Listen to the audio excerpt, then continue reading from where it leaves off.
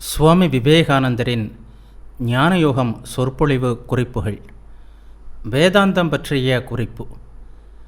தியானம், தத்துவாராய்ச்சி இவற்றால் உருவாக்கப்பட்ட சாஸ்திரங்களிலும் வேதத்தின் பல பகுதிகளில் உள்ள நீதிநெறி பற்றிய உபதேசங்களிலுமே இந்து மதத்தின் உயிர்நாடியான அம்சங்கள் அடங்கியுள்ளன. இந்த பிரபஞ்சம் முடிவில்லாதது, என்றும் உள்ளது என்று இவை வலியுறுத்துகின்றன. அதற்கு தோற்றம் இல்லை, முடிவும் இல்லை.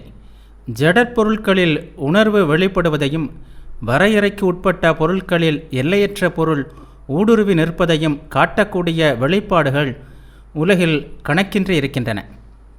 எனினும் எல்லையற்ற பொருள் தானே இயங்க வல்லது, என்றும் இருப்பது, மாறுதலற்றது. என்றுமுள்ள இந்த பொருளில் காலத்தின் சுவடுகள் பதியாது. புலன்களுக்கு அப்பாற்பட்டதும் அறிவுக்கு எட்டாததுமாகிய அந்த மண்டலத்தில் கடந்த காலமும் இல்லை, எதிர்காலமும் இல்லை. ஆன்மா அழிவற்றது என்று வேதங்கள் போதிக்கின்றன. பிறப்பு இறப்பு நியதிக்கு கட்டுப்பட்டது உடம்பு. வளர்வது அழிந்தேயாக வேண்டும். ஆனால் உடலுக்குள் இருக்கும் ஆன்மா எல்லையற்ற பரம்பொருளுடன் தொடர்பு கொண்டது. அமர வாழ்வு பெற்றது. அதற்கு தோற்றம் இல்லை, ஆகவே அழிவும் இல்லை. இந்த உலகில் பிறக்கும்போதே ஒவ்வொரு ஆன்மாவிற்கும் தொடக்கம் ஏற்படுகிறது என்று கிறிஸ்தவ மதம் கூறுகிறது. ஆனால் வேதங்களோ மனித ஆன்மா பரபிரமத்திலிருந்து தோன்றியது, எனவே கடவுளை போன்றே அதுவும் தொடக்கமற்றது என்று கூறுகின்றன. கிறிஸ்தவ மதத்திற்கும் வேத மதத்திற்கும் உள்ள முக்கியமான வேறுபாடுகளுள் இது ஒன்று. ஓர் உடம்பிலிருந்து இன்னொரு உடம்பு என்று பிரவேசிக்கின்ற தனது யாத்திரையில் இந்த ஆன்மா எண்ணற்ற விதங்களில் வெளிப்பட்டிருக்கிறது, இனியும் வெளிப்படும். ஆன்மீக பரிணாமம் என்ற மாபெரும் நியதிப்படி பூரணமடைந்து மேலும் மாறுதலில்லாத நிலை அடையும் வரை இது நிகழ்ந்து கொண்டே இருக்கும். வேதங்கள் மற்றும் உபநிடதங்கள் பற்றிய சில கருத்துக்கள். வேதத்தில் காணப்படும் யாக குண்டமே வரைகணிதத்தின் பிறப்பிடம். ஒளிமயமான தேவர்களை எழுந்தொருள வேண்டுவதுதான் வழிபாட்டின் அடிப்படை. அது பிரார்த்திப்பவர்களுக்கும் பிரார்த்தனையை ஏற்பவர்களுக்கும் பரஸ்பரம் உதவி செய்கிறது என்பதே கருத்து. தோத்திரங்கள் வெறும் புகழ்மொழி மட்டுமல்ல. சரியான மனோபாவத்துடன் உச்சரிக்கும்போது அவை சக்தி வாய்ந்த மந்திரங்கள் ஆகின்றன. அதிக புலனின்பமும் மிகுந்த சக்தியும் பெற்று வாழும் நிலையே சொர்க்கமாகும். உயர் உலகில் வாழும் உடல்களும் இந்த தூல உடல்களைப் போலவே அழியும் தன்மை உடையவை. இந்த உலகத்திலும் சரி, பிற உலகங்களிலும் சரி, எல்லா உடல்களுக்கும் மரணம் உண்டு. தேவர்களும் மரணத்திற்கு உட்பட்டவர்களே. அவர்களால் மகிழ்ச்சி மட்டுமே தர முடியும். இந்த உடலுக்கு பின் உணரவும் பார்க்கவும் வல்ல உயர்ந்த ஒன்று இருப்பது போல் எல்லா தேவர்களுக்கும் பின்னணியாக ஒருவர் இருக்கிறார். அவரே கடவுள். படைத்தல், காத்தல், அழித்தல் ஆகிய சக்திகளும் எங்கும் நிறைந்த, எல்லாம் அறிந்த, எல்லாம் வல்ல குணங்களும் உள்ளவரே தேவர்களுக்கும் தேவரான இறைவன். அழியாத அமரத்துவத்தின் குழந்தைகளே, மேலுலகத்தில் உள்ள தேவர்களே, கேளுங்கள். எல்லா இருளுக்கும் எல்லா சந்தேகங்களுக்கும் அப்பாற்பட்ட ஒளிச்சுடரை நான் கண்டுகொண்டேன். புராதான பரம்பொருளை நான் கண்டுகொண்டேன். இதற்கான வழி உபநிடதங்களில் காணப்படுகிறது.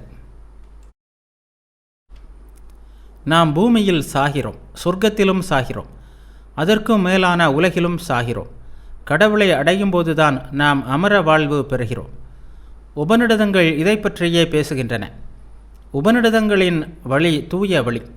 பழக்க வழக்கங்கள் பலவற்றையும் வட்டார வழக்கங்களை பற்றிய குறிப்புகளையும் இன்று நம்மால் புரிந்து கொள்ள முடியவில்லை.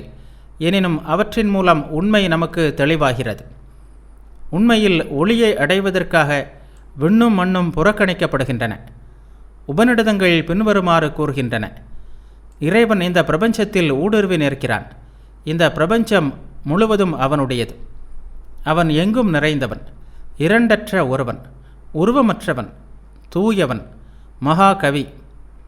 கதிரவனையும் தாரகைகளையும் சந்தமாக கொண்டு கவி புனைபவன், உரியவருக்கு உரியவற்றை அளிப்பவன். சடங்குகளின் மூலம் ஒளியை அடைய முயல்பவர்கள் முழு இருளில் மூழ்கி கிடக்கிறார்கள். இயற்கையே எல்லாம் என்று எண்ணுபவர்களும் இருளில் மூழ்கி உள்ளவர்களே. இந்த எண்ணத்தின் மூலம் இயற்கைக்கு அப்பால் செல்ல விரும்புபவர்களோ இன்னும் ஆழ்ந்த இருளில் மூழ்கியுள்ளார்கள். அப்படியானால் சடங்குகள் தீயவையா? இல்லை, முன்னேறி செல்பவர்களுக்கே அவை பயன் தரும். உபநிடதம் ஒன்றில் நச்சிகேதன் என்ற சிறுவன் கீழ்க்கண்டவாறு யமனிடம் கேட்கிறான். இறந்தவனை பற்றி சிலர் அவன் போய்விட்டான் என்று கூறுகிறார்கள், மற்றும் சிலர் அவன் இன்னும் வாழ்கிறான் என்கிறார்கள். யமனே, நீ மரணத்தின் அதிதேவன், உண்மையை அறிந்தவன், தயவு செய்து எனது ஐயத்தை போக்கு. யமன் பதிலளித்தான், பெரும்பாலான தேவர்களுக்கே இது தெரியாது. அப்படி இருக்க மனிதர்களை பற்றி என்ன கூறுவது? குழந்தாய், இந்த விஷயத்தை என்னிடம் கேட்காதே. நச்சிகேதன் விடவில்லை, மீண்டும் வற்புறுத்துகிறான். யமன் மறுபடியும் சொல்கிறான், தேவர்களுக்கு கிடைக்கக்கூடிய இன்பங்கள் எல்லாம் உனக்கு தருகிறேன், இந்த கேள்வியை மட்டும் வற்புறுத்தாதே. நச்சிகேதன் அசையவில்லை, குன்றனைய உறுதியுடன் நின்றான். அதை கண்ட மரணதேவன் கூறுகிறான், குழந்தாய், செல்வம், அதிகாரம், நீண்ட ஆயுள், புகழ், குடும்பம் ஆகியவற்றையெல்லாம் மும்முறை நிராகரித்து விட்டாய். மிக உயர்ந்த சத்தியத்தை கேட்கும் துணிவு உன்னிடம் உள்ளது. எனவே நான் உனக்கு அதை உபதேசிக்கிறேன். அதற்கு 2 வழிகள் இருக்கின்றன. ஒன்று சத்திய வழி, மற்றொன்று சுக வழி. நீ சத்திய வழியை தேர்ந்தெடுத்திருக்கிறாய். இந்த இடத்தில் சத்திய உபதேசத்திற்குரிய நிபந்தனைகளை நீங்கள் கவனிக்க வேண்டும். முதலாவது பரிசுத்தம். ஆசை மேகம் படாத பரிசுத்தமான ஒரு சிறுவன் இந்த பிரபஞ்ச ரகசியத்தை கேட்கிறான். இரண்டாவதாக சத்தியத்திற்காகவே அவன் அந்த சத்தியத்தை ஏற்க வேண்டும். தாமே உணர்ந்து மெய்யுணர்வு பெற்ற ஒருவரிடமிருந்து சத்தியத்தை அறிந்தாலன்றி அது பலன் தராது. புத்தகங்கள் அதை தர முடியாது. தர்க்கத்தால் அதை நிலைநிறுத்த முடியாது. யார் அதன் இரகசியத்தை அறிகிறானோ அவனிடமே சத்திய பொருள் வருகிறது. சத்தியத்தை அறிந்த பின் அமைதியாக இரு. வீண் வாக்குவாதங்களில் உழல வேண்டாம். இறை உணர்வில் ஒன்றிவிடு. நீ அதை செய்ய வல்லவன். அது இன்பம் அல்ல, துன்பமும் அல்ல, பாவம் அல்ல, புண்ணியமும் அல்ல, ஞானம் அல்ல, ஞானம் அல்லாததும் அல்ல. அதை நீயே உணர வேண்டும். நான் உனக்கு எவ்வாறு விவரிக்க முடியும்?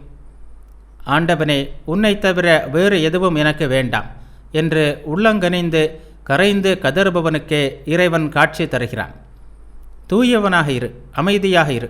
குழம்பிய உள்ளம் ஆண்டவனை பிரதிபலிக்க இயலாது. வேதங்கள் யாரை அறிவிக்கின்றனவோ, யாரை அடைவதற்காக நாம் பிரார்த்தனையும் வழிபாடும் செய்கிறோமோ அவனுக்கு வர்ணிக்க முடியாத அந்த பரம்பொருளுக்கு ஓம் என்பதே புனிதமான பெயர். சொற்கள் எல்லாவற்றிற்குள்ளும் புனிதமான சொல் இதுவே. இந்த சொல்லின் இரகசியத்தை அறிந்தவன் விரும்பியதை பெறுவான். இந்த சொல்லில் சரண் புகுங்கள். இதில் சரண் அடைபவர்களுக்கே வழி திறக்கிறது. பிறப்பு இறப்பு நியதி. இந்த பிறவியையும் மரணத்தையும் ஒழிப்பது எப்படி? சொர்க்கத்திற்கு போவது எவ்வாறு என்பது அல்ல, சொர்க்கத்திற்கு போவதை தடுப்பது எவ்வாறு என்பதே இந்து தேடும் பொருளாகும். எதுவும் தனித்திருக்கவில்லை, எல்லாமே காரண காரியம் என்ற முடிவற்ற சங்கிலியின் ஒரு பகுதிதான். மனிதனை விட உயர்ந்த உயிர்கள் இருக்குமானால் அவையும் நியதிகளுக்கு அடங்கியே நடக்க வேண்டும். உயிரிலிருந்து தான் உயிர் தோன்றும், எண்ணத்திலிருந்து தான் எண்ணம் தோன்றும், ஜடப்பொருளிலிருந்து தான் ஜடப்பொருள் தோன்றும். ஜடப்பொருளை கொண்டு பிரபஞ்சத்தை படைக்க முடியாது. அது எப்போதும் இருந்து கொண்டே இருக்கிறது. மனிதர்கள் இயற்கையால் புதியவர்களாக படைக்கப்பட்டு இந்த உலகத்திற்கு வருவார்களானால் எந்தவிதமான பதிவுகளும் இல்லாமலே வருவார்கள். நாம் அவ்வாறு வருவதில்லை. எனவே நாம் புதியவர்களாக படைக்கப்பட்டவர்கள் அல்ல என்பது தெரிகிறது. சூன்யத்திலிருந்து ஆன்மாக்கள் படைக்கப்படுமானால் மீண்டும் அவை சூன்யத்திற்கே செல்வதை யாரால் தடுக்க முடியும்? எதிர்காலத்தில் நாம் எப்போதும் வாழ்ந்து கொண்டே இருக்க வேண்டும் என்றால் இறந்த காலத்திலும் நாம் எப்போதும் வாழ்ந்து வந்தவர்களாகவே இருக்க வேண்டும். ஆன்மா மனமும் அல்ல, உடலும் அல்ல என்பது இந்துவின் நம்பிக்கை. நானே நான் என்று சொல்கின்ற அழிவில்லாத நிலைத்து நிற்கின்ற பொருள் எது? அது உடல் அல்ல. ஏனெனில் மனம் உடலை விட வேகமாக மாறிக்கொண்டே இருக்கிறது. மேலும் மனத்தில் சில நிமிடங்கள் கூட எண்ணங்கள் மாறாமல் அப்படியே இருப்பதில்லை. நதிக்கு கரைகள் இருப்பது போல் மாறாத ஒரு தனித்துவம் மனிதனுக்கும் இருக்க வேண்டும். கரைகள் மாறுவதே இல்லை. அவை மாறாமல் இருக்கவில்லை என்றால் தொடர்ந்து மாறிக்கொண்டே இருக்கும் நதியை நாம் அறிய முடியாது. உடலுக்கு அப்பால் மனத்திற்கு அப்பால் ஒன்று இருக்க வேண்டும். அதுவே ஆன்மா. அதுவே மனிதனை ஒருங்கிணைக்கிறது. தலைவனாக இருக்கும் ஆன்மா மனம் என்ற நுண்ணிய கருவியின் வாயிலாக உடலை இயக்கிக் கொண்டிருக்கிறது. இறந்த பின் ஒருவன் உடம்பை விட்டுவிட்டான் என்று நாங்கள் இந்தியாவில் சொல்வது வழக்கம். அவன் உயிரை விட்டுவிட்டான் என்று நீங்கள் சொல்கிறீர்கள். மனிதன் ஒரு ஆன்மா என்றும் அவனுக்கு ஓர் உடல் உண்டு என்றும் இந்துக்கள் நம்புகிறார்கள். மேலை நாட்டினர் மனிதன் ஓர் உடல் என்றும் அவனுக்கு ஒரு ஆன்மா உண்டு என்றும் நம்புகின்றனர். கூட்டுப் பொருட்கள் அனைத்தும் அழியும். வேறு எந்த பொருளாலும் ஆக்கப்படாத ஒரு தனித்த மூலப்பொருள் ஆன்மா. ஆகவே அதற்கு அழிவில்லை. ஆன்மாவின் இயல்பே அழிவின்மை. உடல், மனம், ஆன்மா என்ற மூன்றும் நியதி என்னும் ஒரு சக்கரத்தை சுற்றி இயங்கிக் கொண்டே இருக்கிறது. யாரும் இதிலிருந்து விலக முடியாது.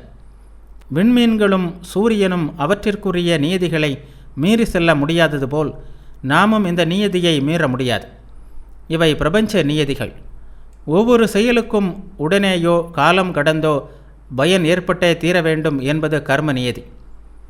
எகிப்தில் பதம் செய்து காக்கப்பட்ட ஓர் இறந்த உடலின் கையில் இருந்த விதையை 5000 ஆண்டு கழித்த பிறகு எடுத்து விதைத்தபோது அது முளைவிட்டு வளர்ந்தது. இந்த உண்மை மனித செயல்கள் அழியாமல் தொடரும் தன்மை உடையது என்பதற்கு ஓர் உதாரணம். ஒரு செயலை உண்டாக்காமல் ஒரு செயல் அழிவதில்லை. நம் செயல்களுக்கு உரிய பலன்கள் நாம் வாழும் இந்த உலகத்திலேயே ஏற்படும் என்றால், காரண காரியங்களால் ஆன ஒரு வட்டத்தை சுற்றி நாம் திரும்ப திரும்ப வந்து கொண்டே இருக்க வேண்டும் என்றாகிறது. இதுவே மறுபிறவி கோட்பாடு. நாம் சட்டத்தின் அடிமைகள், நியதியின் அடிமைகள், வேட்கையின் அடிமைகள், ஆசையின் அடிமைகள், இன்னும் ஆயிரக்கணக்கான பொருட்களுக்கு அடிமைகள். பிறவியை துறந்தால்தான் நாம் அடிமைத்தனத்தை துறந்து சுதந்திரம் பெற முடியும். கடவுள் ஒருவரே சுதந்திரமாக இருப்பவர். கடவுளும் சுதந்திரமும் ஒன்றே. உண்மையும் நிழலும். ஒரு நிலையான தன்மையை பெற, மாறாத ஒன்றை அடைய ஆன்மா எப்போதும் முயன்று கொண்டே இருக்கிறது. அது திருப்தி அடைவதே இல்லை. செல்வம், ஆசை, விருப்பத்தை பூர்த்தி செய்தல் இவை அனைத்தும் மாறிக்கொண்டே இருக்கும். இவற்றை அடைந்த பிறகும் மனிதன் திருப்தி அடைவதில்லை. மாறாத ஒன்றின் மீது கொண்டிருக்கும் வேட்கையை எவ்வாறு பூர்த்தி செய்வது என்பதை நமக்கு கற்பிக்கின்ற விஞ்ஞானமே மதம். இடம், பொருள், சூழ்நிலை போன்றவற்றால் மதங்கள் வேறுபட்டிருந்தாலும் அவை ஒரு பொருளையே, அதாவது மனிதனின் ஆன்மாவில்தான் உண்மை இருக்கிறது என்பதையே போதிக்கின்றன. 2 உலகங்கள் இருப்பதாக வேதாந்த தத்துவம் கூறுகிறது. புலன்களால் அறியக்கூடிய புற உலகம் ஒன்று, அக உலகம் அல்லது எண்ண உலகம் என்பது மற்றொன்று. இந்த வேதாந்த தத்துவம் 3 அடிப்படை கருத்துக்களை கூறுகிறது. அவை காலம், இடம், காரணம் என்பவை. அவற்றால் ஆனது மாயை. இந்த மாயையே மனித எண்ணம் தோன்றுவதற்கான அடிப்படை. எண்ணத்தால் ஆன பொருள் அல்ல இந்த மாயை. ஜெர்மானிய தத்துவ அறிஞராகிய காண்ட் என்பவரும் பிற்காலத்தில் இந்த முடிவை தெரிவித்துள்ளார். எனது உண்மைத்தன்மையும் இயற்கையின் உண்மைத்தன்மையும் கடவுளின் உண்மைத்தன்மையும் ஒன்றே. இவற்றின் இடையே தோன்றும் வேறுபாடு தோற்ற அளவில் மட்டும்தான் உள்ளது. இந்த வேறுபாட்டை உண்டாக்குவது மாயை. கரையின் அமைப்புதான் கடலை ஒரு விரிகுடாவாகவோ ஜலசந்தியாகவோ வளைகுடாவாகவோ செய்கிறது. ஆனால் உருவத்தை உண்டாக்கும் இந்த மாயை நீங்கிவிட்டால் விரிகுடா, ஜலசந்தி, வளைகுடா என்ற வெவ்வேறான உருவங்கள் எல்லாம் மறைந்து போகும். வேறுபாடுகள் நீங்கிவிடும். மீண்டும் எல்லாம் கடலாகிவிடும். மனிதன் ஒரு காலத்தில் தூயவனாக இருந்தான், தவறி வீழ்ந்தான், மீண்டும் தூயவனாவான் என்ற கருத்துடனேயே தற்கால மதங்களெல்லாம் தொடங்குகின்றன. அவை எங்கிருந்து இந்த கருத்தை பெறுகின்றன என்பது எனக்கு தெரியவில்லை. அறிவின் பீடம் ஆன்மா. புறச்சூழ்நிலை ஆன்மாவை தூண்டுகிறது. அறிவே ஆன்மாவின் சக்தி. கோடிக்கணக்கான ஆண்டுகளாக அது உடலை உற்பத்தி செய்து கொண்டே இருக்கிறது. பிறவிதோறும் ஆன்மா பெறும் வெவ்வேறு உருவங்கள் ஆன்மாவின் வரலாறு என்னும் நூலின் தொடர் அத்தியாயங்கள். நாம் தொடர்ந்து நமது உடல்களை உருவாக்கி கொண்டிருக்கிறோம். இந்த பிரபஞ்சம் விரிந்து சுருங்கி மாறிக்கொண்டே இருக்கிறது. அடிப்படையில் ஆன்மா ஒருபோதும் மாறுவதில்லை என்பதும் மாயை அதை மாற்றி அமைக்கிறது என்பதும் வேதாந்தத்தின் முடிவு. மன எல்லைக்குள் அடங்கிய கடவுளே இயற்கை. இயற்கையின் பரிணாமமே ஆன்மாவின் மாற்றம். அனைத்து உயிர்களிலும் உள்ளுரையும் ஆன்மா அடிப்படையில் ஒரே தன்மையானது. அதன் வெளிப்பாட்டை மாற்றியமைப்பது உடல். மனித குலத்திற்கு பொதுவாக இருக்கும் இந்த ஆன்ம உரிமை ஒழுக்கத்திற்கும் நீதிக்கும் அடிப்படையாக அமைகிறது. இந்த கண்ணோட்டத்தில் எல்லோரும் ஒருவரே. ஆகவே ஒரு சகோதரனுக்கு தீங்கு செய்வது தன் ஆன்மாவிற்கு தீங்கு செய்வதே ஆகும். இந்த எல்லையற்ற உரிமையின் வெளிப்பாடே அன்பு. நீங்கள் எந்த துவைத கொள்கையால் அன்பை விளக்க முடியும்? முத்தமிடுவது மனிதனே மனிதன் கொன்று தின்னும் பழக்கத்தையும் அவனது சுவையறியும் திறனையும் நினைவூட்டுகிறது என்று ஐரோப்பிய சிந்தனையாளர் ஒருவர் கூறுகிறார். நான் அதை ஒத்துக்கொள்ளவில்லை. நாம் எல்லோரும் தேடுவது எது? சுதந்திரம். நமது முயற்சிகளும் போராட்டங்களும் அதற்காகவே. எல்லா மனித இனங்களும் உலகங்களும் மதங்களும் தேடுவதும் அதையே. நாம் கட்டுண்டிருந்தால் நம்மை கட்டியவர் யார்? எல்லையற்ற பரம்பொருள் தன்னைத்தானே கட்டிக்கொள்ளுமே தவிர அதை கட்டி வைக்கும் சக்தி வேறு எதுவுமே இல்லை. மெய்ப்பொருளும் மாயையும். ஒரு பொருளை மற்றொன்றிலிருந்து பிரித்து காட்டுவன காலம், இடம், காரண காரியம் என்ற மூன்றும். வேறுபாடுகள் எல்லாம் புற உருவிலேயே, அகக்கருவில் அல்ல. புற உருவை அழித்து விடலாம், அது ஒரே அடியாகவும் மறைந்துவிடும். ஆனால் கரு எப்போதுமே நிலைத்திருக்கும்.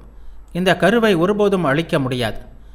பரிணாமம் என்பது இயற்கையின் கூறு, ஆன்மாவினுடையது அல்ல. இயற்கையின் பரிணாமம் ஆன்மாவின் வெளிப்பாடு. பொதுவாக கூறப்படுவது போல் மாயை என்பது பொய்த்தோற்றம் அல்ல. மாயை உண்மையானது, அதே வேளையில் உண்மையற்றதும் கூட. மாயையின் பின்னால் மெய்ப்பொருள் இருப்பதால் அது உண்மை. மெய்ப்பொருள் அதற்கு மெய்த்தோற்றத்தை அளிக்கிறது. மாயையில் எது உண்மையாக இருக்கிறதோ அதுதான் மாயையை ஊடுருவி நிற்கும் மெய்ப்பொருள். இந்த மெய்ப்பொருளை நாம் ஒருபோதும் பார்க்க முடியாது. ஆகையால் எதை நாம் பார்க்கிறோமோ அது உண்மையற்றது. அதற்கு உண்மையான தனி இருப்பு என்பது இல்லை. தனது இருப்புக்கு அது மெய்ப்பொருளையே சார்ந்திருக்கிறது. ஆகவே மாயை என்பது முன்னுக்கு பின் முரணானது, உண்மையானது எனினும் உண்மையற்றது. ஒரு பொய்த்தோற்றம் எனினும் பொய்த்தோற்றம் அல்லாத ஒன்று. மெய்ப்பொருளை அறிந்தவன் மாயையின் பொய்த்தோற்றத்தை காண்பதில்லை, மெய்ப்பொருளையே காண்கிறான். மெய்ப்பொருளை அறியாதவன் மாயையில் பொய்த்தோற்றத்தையே காண்கிறான், அதையே உண்மை என்று கருதுகிறான்.